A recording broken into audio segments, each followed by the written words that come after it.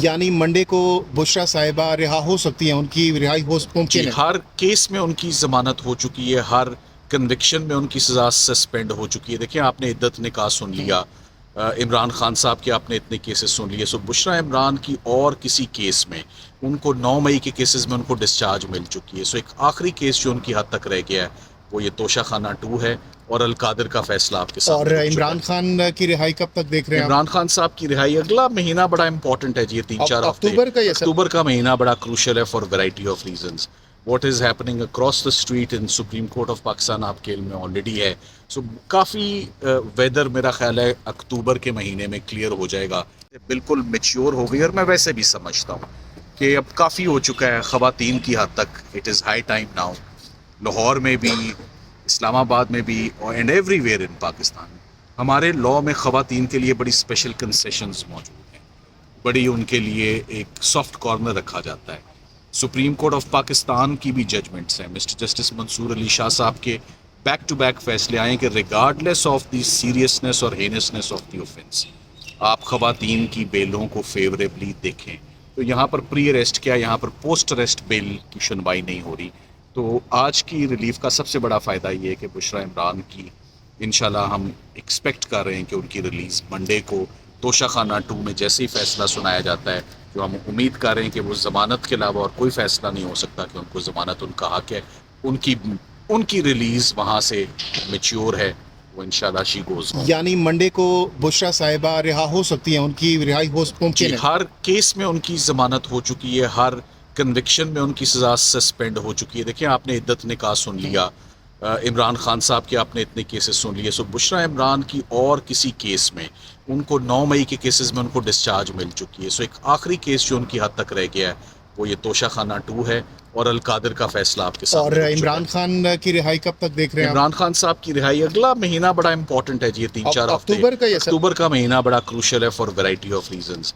What is happening across the street in supreme court of Pakistan आपके इल्म में already है।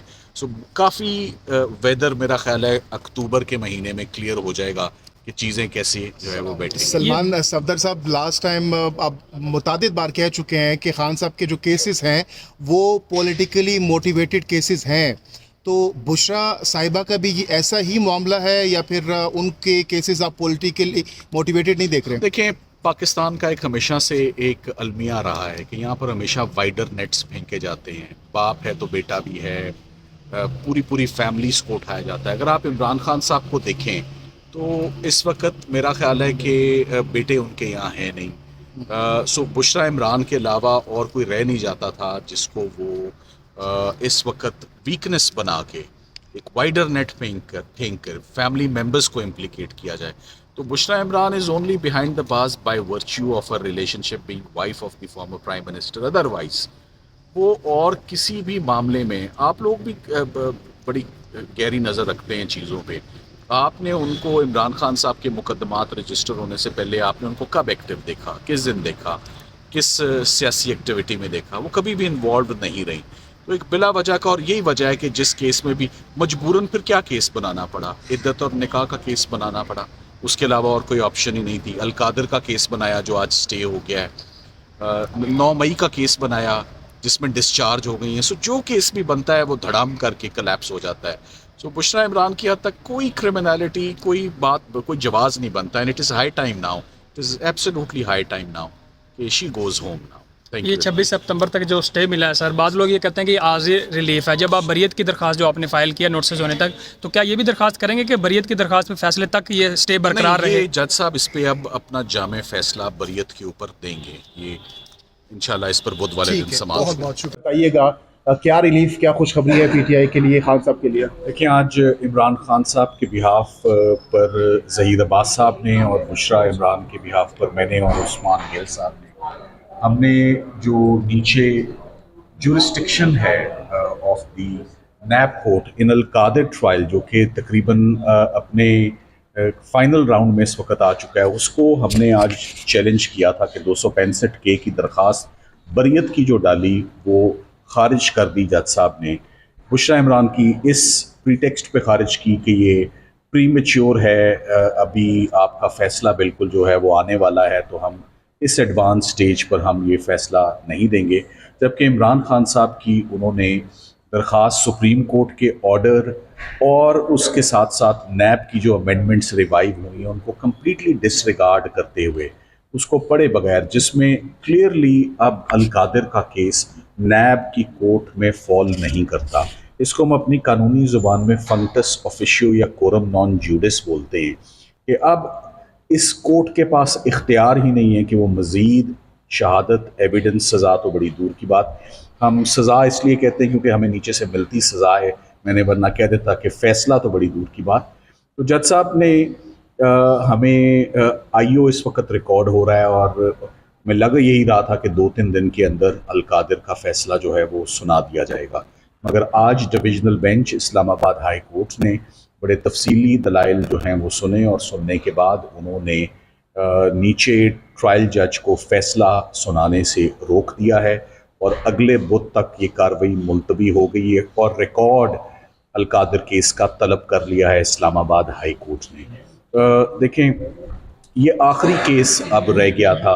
तोशाखाना 2 आपको पता है, इससे पहले बुल्गारी सेट में ऑलरेडी 6 सितंबर को जो सुप्रीम कोर्ट की अमेंडमेंट्स आई उसके बाद उसे उठा के ट्रांसफ़र कर दिया गया, FIA के हवाले कर दिया गया। इसी तरह ये कहना इस वक्त बिल्कुल सेफ है कि तोशाखाना केस भी और साथ में अलकादिर ट्रस्ट केस भी इस वक्त उसमें कोई क्रिमिनलिटी नहीं पाई जाती, क्योंकि यही नहीं तयन किया जा सकता कि कोई जुर्म कमिट हुआ भी है या नहीं in light of the amendments.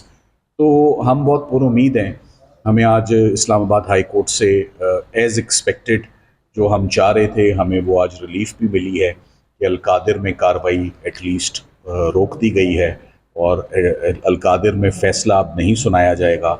और साथ ही साथ में आज सुबह हमने तोशाखाना 2 में भी डायरेक्शन लिया है।